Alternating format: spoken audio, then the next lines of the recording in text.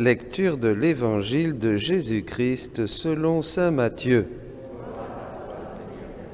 En ce temps-là, Jésus disait à ses disciples, « Ce que vous faites pour devenir des justes, évitez de l'accomplir devant les hommes pour vous faire remarquer. Sinon, il n'y a pas de récompense pour vous auprès de votre Père qui est aux cieux. »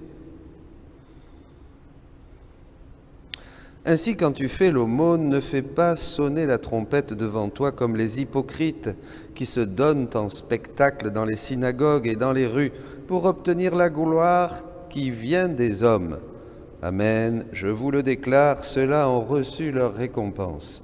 Mais toi, quand tu fais l'aumône, que ta main gauche ignore ce que fait ta main droite, afin que ton aumône reste dans le secret. Ton Père qui voit dans le secret te le rendra.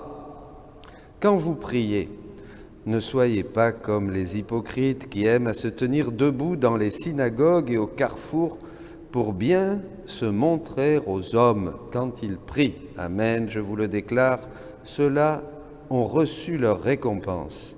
Mais toi, quand tu pries, retire-toi dans ta pièce la plus retirée, ferme la porte et prie ton Père qui est présent dans le secret. Ton Père qui voit dans le secret te le rendra.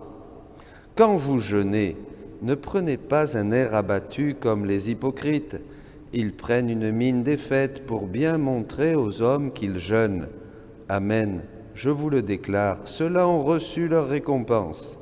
Mais toi, quand tu jeûnes, parfume-toi la tête et lave-toi le visage. Ainsi ton jeûne ne sera pas connu des hommes, mais seulement de ton Père qui est présent au plus secret. Ton Père qui voit au plus secret te le rendra. Acclamons la parole de Dieu. Louange à toi, Seigneur Jésus. Bon et saint carême, 40 jours que l'Église nous offre pour nous laisser purifier par la grâce, pour que cette grâce, comme dit l'apôtre Paul, ne soit pas vaine. Quelle tristesse de laisser cette belle grâce de Jésus-Christ, puissante, l'onction du Saint-Esprit, qui tous les jours frappe à la porte de notre cœur pour nous inviter au changement, à la conversion, à l'amour fraternel, à une prière vraie, authentique, profonde, à une vraie vie de chrétien pour être le plus proche de Dieu au sortir de ce pèlerinage terrestre. Eh bien, nous la laissons vaine, nous n'en faisons rien. C'est affreux quand même. Imaginez que vous avez des millions et des millions et des millions d'euros à la banque et que vous vivez dans une tente au milieu des détritus insalubres, avec une odeur nauséabonde, avec des maladies et puis couvert de plaies, quand vous pourriez vous payer une belle maison avec piscine, avec sauna, avec tout, avec une bonne assurance. Eh bien non. Faut-il être bête quand même quand on n'a pas la grâce de Jésus-Christ, quand on n'a pas rencontré Dieu? L'homme, on peut le dire, est très bête. Très bête. On peut avoir lu tous les livres, comme dit le poète, la chair est triste. Il n'y a rien de nouveau sous le soleil. Il n'y a que Jésus-Christ qui apporte quelque chose de nouveau et qui donne à l'homme le sens de sa vie et sa destinée finale. Alors ne laissons pas la grâce de Dieu en vain. Pendant ces 40 jours, nous allons faire une retraite. Je vous propose à tous une retraite. Vous pouvez revenir, vous aussi, chers paroissiens, à la messe. Nous allons donc avoir l'évangile du jour. Comme d'habitude, nous allons voir que cet évangile s'accomplit dans le royaume de la divine volonté, qui donne une pleine lumière sur le sens des paroles de Jésus. C'est lui qui l'a dit. Et nous aurons ainsi un parallèle pour voir comment vraiment vivre ces textes, laisser la parole semer en nous, grandir et porter du fruit. Et enfin, nous aurons un mot d'ordre qui nous entraînera toujours plus loin dans cette conversion et qui est la purification, la mortification, la conversion du cœur. Donc il y aura toujours un petit mot à la fin pour nous permettre de méditer jusqu'au jour suivant. Voyez ? Alors, si on regarde l'Évangile, Jésus dit par plusieurs fois « évitez d'accomplir ça devant les hommes ». Après, il parle de l'aumône et il dit « ne faites pas sonner la trompette comme les hypocrites ». Après, il parle de la prière, il dit « ne soyez pas comme les hypocrites quand vous priez ». Ah bon? Après, il parle du jeûne, « ne prenez pas un air abattu comme les hypocrites ». Bon, eh bien tout ça, ça nous amène à parler d'une chose très importante, la pureté d'intention. Est-ce que vous faites les choses pour Dieu? On peut faire les choses sans vraiment donner de sens aux choses. Je veux ça. Voilà, c'est les cendres, on va à la messe. On va vous mettre un peu de cendre sur la tête. J'ai été à la messe. Il y en a d'autres, ils y vont parce qu'il faut y aller, et puis maman l'a dit, papa l'a dit, et puis on y va. Ou il y en a d'autres qui peuvent y aller pour dire, ben voyez, j'étais... Bon. Quelle est l'intention profonde? Eh bien, Jésus va nous parler de ça au volume 34, et on va beaucoup plus loin. Et vous allez voir si c'est beau. Vous aurez les textes, bien sûr. C'est extraordinaire. C'est extraordinaire ce que nous dit le Seigneur. Et là, déjà, dans l'Évangile, il commençait à expliquer ça un peu à ses disciples, en disant « Faites les choses pour moi ». Il le dit aussi dans le volume 2. Vous êtes faits pour le ciel. Ayez les yeux fixés au ciel. Travaillez pour le ciel. Tournez-vous vers le haut. Travaillez pour le ciel parce que vous êtes du ciel. Tout ce que vous faites va au ciel.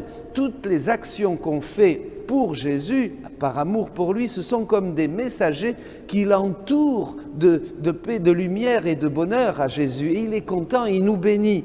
Il dit ça, si vos actions sont pures, c'est-à-dire faites pour moi, j'en fais mes délices et je les sens m'entourer comme autant de messagères qui me font penser continuellement à vous. Que c'est beau, pas vrai? L'intention. Or, tu dois savoir, ma fille, que je ne considère pas l'action externe de la créature. Jeûner, prier, faire l'aumône. C'est pas ça qui l'intéresse à Jésus. C'est pas ce que nous faisons qui l'intéresse. Mais l'intention qui forme la vie de l'action et qui est comme l'âme de l'action et devient comme le voile de l'intention. Vous comprenez? Si je fais les choses pour obtenir le regard des autres, ou pour gagner de l'argent, ou si je fais les choses, une chose, la même chose, seulement pour Jésus, eh bien à ce moment-là, mon intention fait que c'est Jésus qui va agir en moi et qui va me donner sa vie. Même si ça ne se voit pas, c'est la vie de Dieu qui va être en moi. Il en est comme de l'âme avec le corps. Vous êtes d'accord? Vous avez un corps et vous avez une âme. Le corps, on le voit, l'âme, on ne la voit pas. Moi, je vois vos corps, là, mais je ne vois pas vos âmes. Hein? Pas vrai? Alors, ce n'est pas le corps qui pense. Moi, je ne sais pas à quoi vous pensez, là. Je ne sais pas, je vois vos corps, mais je ne sais pas. Je sais que toi, tu penses à quelque chose, toi, tu penses à autre chose, toi, tu penses... Bon, là, vous pensez à ce que je dis, bien sûr. Mais je ne vois pas que vous pensez. Vous êtes d'accord avec moi? Pourtant, vous pensez. Bien. Ce n'est pas le corps qui parle. Ce n'est pas le corps qui bat, qui travaille et marche, mais l'âme qui donne la vie à la pensée, la vie à la parole, au mouvement, de sorte que le corps cache l'âme. Le corps voile l'âme. Moi, je vois vos corps, mais je ne vois pas ce que vous pensez, je ne vois pas ce que vous imaginez, je ne vois pas ce que vous décidez, je ne vois rien, je ne vois que, voilà, que toi. Bon, d'accord. Vous allez voir, on va y arriver. Mais déjà, ça, c'est important. En la couvrant, le corps et le porteur, voyez, la parole, le mouvement, je reprends. Ce n'est pas le corps qui pense, parle, bat, travaille et marche, mais l'âme qui donne la vie à la pensée, à la parole, le mouvement, de sorte que le corps est le voile de l'âme. En la couvrant, le corps, il s'en fait le porteur. Mais la partie vitale, l'action, le pas, vient de l'âme. C'est vous, dans votre cœur, qui décidez d'aller à la messe. Je ne le vois pas. Vous avez décidé ça le matin. C'est vous maintenant qui dites au Seigneur, je veux comprendre ces paroles, je veux grandir. Ou alors peut-être que vous dites, oh c'est la barbe, ça va être encore une homélie trop longue, je suis fatigué, j'ai envie de rentrer à la maison. Vous voyez, je ne sais pas ce que vous avez dans votre cœur. Mais le Seigneur, lui, le voit. Bon. Et quand vous faites les choses pour Dieu, il vous donne la vie. Telle est l'intention, la vie véritable des actions. Or, si tu appelles ma divine volonté comme vie de ton esprit, battement de ton cœur, action de tes mains, etc., tu formeras la vie de l'intelligence de ma volonté dans ton esprit, la vie de ses actions dans tes mains, son pas divin dans tes pieds, de telle sorte que tout ce que tu feras servira de voile à la vie divine qu'avec ton intention, tu auras formé dans l'intérieur de tes actes. J'explique. Je veux prier, mais bon, je veux prier parce que c'est carême. Il faut prier. Alors je vais prier. Je vous salue Marie, pleine de grâce. Bon, voilà, c'est moi qui veux prier. Ou je vais faire l'aumône parce qu'on dit que c'est carême. Alors il faut aller donner un bol de riz. Je vais donner un peu plus d'argent à la quête. Je fais ça parce qu'il faut le faire. Mais je fais pas ça avec l'intention de plaire à Jésus. Il n'y a pas de vie. C'est mort.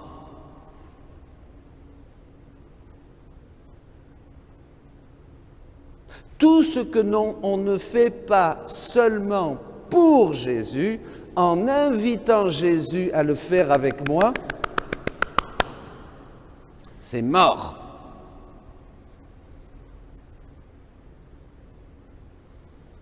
Il faut inviter Jésus dans tout ce qu'on fait. C'est l'intention, ça ne se voit pas. 2 personnes peuvent balayer l'église. L'une le fait en disant « Oh Jésus, je le fais pour toi, je t'aime, viens dans mes mains, viens balayer avec moi. » Et son intention est divine. C'est la vie divine qui se déverse en elle, parce que son intention est pour Dieu. Et l'autre, elle fait vite ça parce qu'elle a rendez-vous avec son fiancé, par exemple, ou je ne sais pas qui, ou le poulet est au four. Vite, je veux vite faire ça. Oh là là, quelle corvée alors. Pourtant, les 2 balayent. Mais il y en a une qui balaye et qui reçoit la vie divine, et l'autre rien du tout.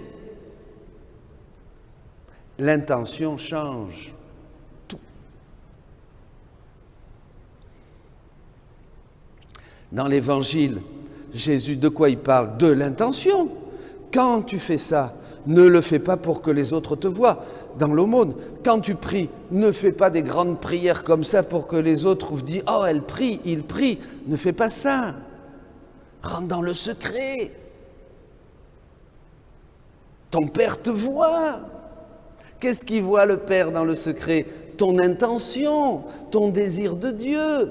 Et alors, dès qu'il voit ce désir de Dieu, ton intention pure, à ce moment-là, hop, il infuse la vie divine dans l'acte même de la prière. Et ta prière devient divine. Il infuse la vie divine dans l'acte même de cette générosité où tu donnes aux pauvres. La vie divine. Il infuse sa vie. C'est formidable. Mais quand on comprend ça, mais c'est merveilleux, ça change tout. Je me demande comment j'ai mis tant d'années pour ne pas comprendre. Bon, enfin, alors, oui, je ne connaissais pas la divine volonté. Alors, continuons. Mais quelle est cette intention, dit Jésus? Puisque c'est l'intention qui change tout. Alors Jésus pose la question. Et c'est bien au début de ce carême, avec ce texte d'aujourd'hui. C'est ta volonté faisant appel à la mienne qui se vide d'elle-même et forme le vide afin que ton acte cède la place à l'action de ma volonté en toi. Qu'est-ce que c'est l'intention? Quelle est cette intention? Eh bien c'est ça, c'est ma petite volonté qui dit « Jésus, viens prier dans ma prière. Jésus, viens travailler dans mes mains. Jésus, viens marcher dans mes pas. Jésus, viens chanter par ma bouche. Jésus, viens parler par ma bouche. Jésus, viens regarder mes frères dans mes yeux. Jésus, viens faire la vaisselle avec moi. Jésus, Jésus, Jésus, Jésus. » C'est être attentif à tout faire avec lui, pour lui, en lui, par lui. Alors là, c'est la vie divine qui est dans tout ce que nous faisons. Et donc, qui dit vie divine, je ne vais pas aller plus loin ici, ça se multiplie, ça va partout, ça sauve les âmes, ça va dans le passé, le présent, le futur, puisque c'est une vie divine. C'est plus la vie de Sylviane, de Pierre, de François, de Céline, de Colette, de Dominique, de Linda, d'Anne-Marie, de Claude, de Geneviève. C'est pas la vie, c'est pas ma petite vie à moi. C'est la vie divine. Ma prière, mon aumône, mon jeûne, mes sacrifices, tout devient divin. Tout devient comme Jésus quand il a jeûné. Tout devient comme Jésus quand il a aimé et donné aux pauvres. Tout devient comme Jésus quand il a prié. Je suis la prière de Jésus, je suis le jeûne de Jésus, je suis l'aumône que Jésus fait aux autres. C'est divin. C'est pas beau ça? Vous n'êtes pas content? C'est pas formidable le carême? Vous imaginez tout ce que vous allez faire? C'est génial. On va faire du divin. Nous sommes une machine, dit dans un autre endroit, nous sommes une machine, dit Jésus, à fabriquer du divin. Alors, si bien que l'extérieur, on ne voit que des actions communes, dit Jésus. Alors, même pas le jeûne, même pas l'aumône, même pas la prière. Hein. Là, regardez. Mais si on ôte le voile du vouloir humain, on y trouve la vertu opérante de l'action divine. Je vais balayer, je vais manger, je vais laver mon linge, mais je fais tout ça pour Jésus. Et ce qui forme la sainteté de la créature, ce n'est pas la diversité des actions, ni les œuvres qui font du bruit, ni les grandes choses, voyez, tout ça, le Seigneur, il s'en fiche de tout ça. Non! Mais la vie ordinaire, les actions nécessaires à la vie que la créature doit accomplir pour vivre. Les actions nécessaires à la vie que les créatures doivent accomplir pour vivre. Ben quoi? Ben se lever, se doucher, se laver les dents, marcher dans la rue, aller au supermarché. C'est écrit, la vie ordinaire, les actions nécessaires à la vie que la créature doit accomplir pour vivre. Manger, fumer. Ah non, ça ne marche pas. Hein. Vous comprenez? Mais c'est formidable, mes amis. Mais commençons par ça. C'est extraordinaire. Toutes ces actions sont les voiles qui cachent notre volonté. Elles sont et elles se transforment dans le champ où Dieu agit. Toutes ces actions, c'est comme l'hostie. Là, c'est du pain. Quand l'action de Dieu, par la puissance de la divine volonté, on ne va rien voir. Mais l'intention divine va changer ce pain en quoi? En corps et sang du Christ. Et ça va devenir une hostie consacrée. Ça va devenir Jésus vivant. Vous comprenez? Eh bien, de la même manière, quand mon intention change et que je fais les choses pour Dieu, eh bien, mon intention fait que mon action devient divine. Comme une hostie, dira Jésus ailleurs. C'est pas beau ça? Vous imaginez ces merveilles de Dieu? Il n'y a que Dieu pour faire des choses comme ça. Ah ben ça c'est vrai. Hein. Alors, eh bien voilà, qu'est-ce qu'il va dire? Eh bien tout comme le corps, vous vous rappelez le corps et l'âme, je ne vois pas l'âme, je vois vos corps. Tout comme le corps voile, cache l'âme, la volonté humaine voile Dieu, c'est-à-dire ce que je fais dans le secret de mon cœur. Dieu le voit, je le fais pour Dieu, donc je fais quelque chose de divin. Personne ne le voit, c'est toujours la même bobine du même Père Dominique. Mais ce que je fais à l'intérieur de mon cœur, c'est divin. Il n'y a que Dieu qui le voit, pas vous. Vous comprenez? C'est pas génial ça? La volonté humaine voile Dieu. Elle le cache et forme au moyen des actions ordinaires. Voilà, je vous parle, je vous regarde, je vais célébrer la messe. La chaîne des actions extraordinaires de Dieu dans l'âme. Par conséquent, soyez attentifs pendant 40 jours, mes amis. Appelez ma volonté dans tout ce que vous faites, et ma volonté jamais ne refusera son acte divin pour le former en vous, autant qu'il est possible, pour que vous arriviez à la plénitude de la sainteté. C'est pas ça qu'on cherche? Vous venez pas à la messe pour être saint? C'est bien ça, non? On se trompe pas, non? C'est la même chose qu'on cherche, non? Vous aussi, vous aussi. Eh bien voilà, voyez, dans la vie ordinaire, commencez à vous sanctifier avec toutes les petites actions de la vie de tous les jours, en invitant Jésus à les faire avec vous. Comme ça, votre intention, vous ne faites plus les choses à la va-vite, ou pour ceci, ou pour tel intérêt, ou pour telle personne, ou pour ceci, pour cela. Vous le faites juste avec cette intention de le faire pour faire plaisir à Jésus. Et alors à ce moment-là, votre action devient une action divine, comme le pain et le vin consacrés sur l'autel. Eh bien ça y est, quoi. Si vous êtes attentif et vous faites ça le plus souvent possible, je peux vous assurer, je vous assure qu'on se retrouvera au ciel et qu'on fera très peu de purgatoire. Et c'est intéressant quand même, hein? Eh bien oui, parce qu'il faut se purifier quand même. La purification que nous propose Jésus pendant le carême, c'est en vue de vivre la plénitude de la sainteté par sa mort sur la croix, qui nous réconcilie avec le Père, et par la puissance de sa résurrection et l'onction de l'Esprit, qui nous fait entrer dans le royaume de la divine volonté. Vous êtes d'accord avec moi? La grâce de Dieu ne nous est pas donnée en vain, voyez? Eh bien, je vous souhaite un bon carême. Alors, notre petite phrase quand même, sur la purification et la mortification. Volume 3. Le texte que je vous ai donné est au volume 34, 14 juin 1933. Vous l'aurez.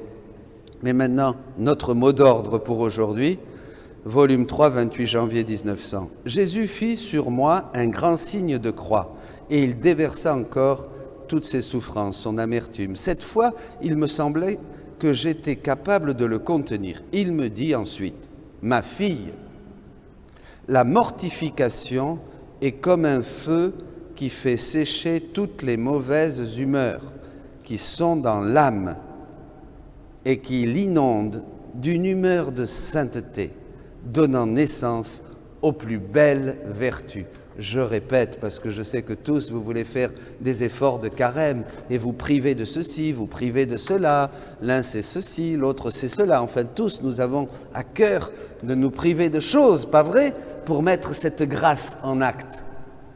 La mortification, donc c'est ça, la mort à soi-même, renoncer aux choses qu'on aime pour Jésus, n'oubliez pas. Et comme un feu qui fait sécher toutes les mauvaises humeurs, et on en a beaucoup quand on... qui sont dans l'âme et qui l'inondent d'une humeur de sainteté, donnant naissance aux plus belles vertus. Bon et saint carême.